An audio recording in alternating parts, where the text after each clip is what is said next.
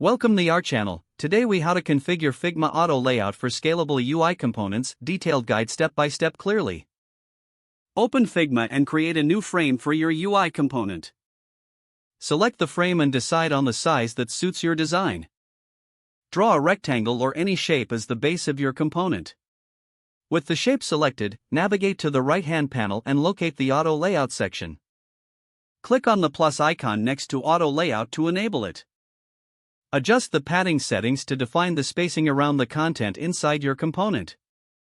Select the direction in which you want to arrange your items, either vertical or horizontal. If needed, set spacing between items to ensure even distribution. Add text or additional shapes to your component. Each time you add an element, ensure it inherits the auto layout properties. Experiment with resizing options to see how your layout adapts dynamically. For instance, apply the fill container option for elements that should stretch with the frame. Use constraints to keep elements anchored within the component as the frame resizes. If you want to nest auto layouts within auto layouts, create a new frame and apply auto layout settings again.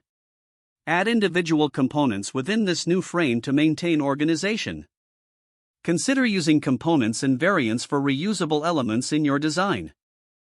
Test the scalability by adjusting the size of your main frame. Observe how the child elements resize according to the auto layout rules you've set.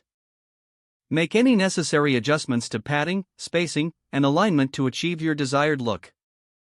Ensure that all elements maintain visual harmony as the layout scales. Review your design at various sizes to check for consistency and usability. Finalize your component configuration before proceeding with the rest of your UI design. If the page does not load, refresh the browser or try again in a private or incognito window.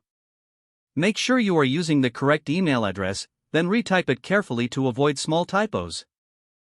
If your password is not accepted, use the reset option and create a new strong password you can remember. Check your spam folder for verification or security emails, then complete any requested confirmation steps. Enable two-factor authentication if available to improve account security and reduce unauthorized access risk. After signing in, review your profile details so your contact information and settings are accurate and current. Don't forget to like this video and subscribe to our channel for more step-by-step tech guides.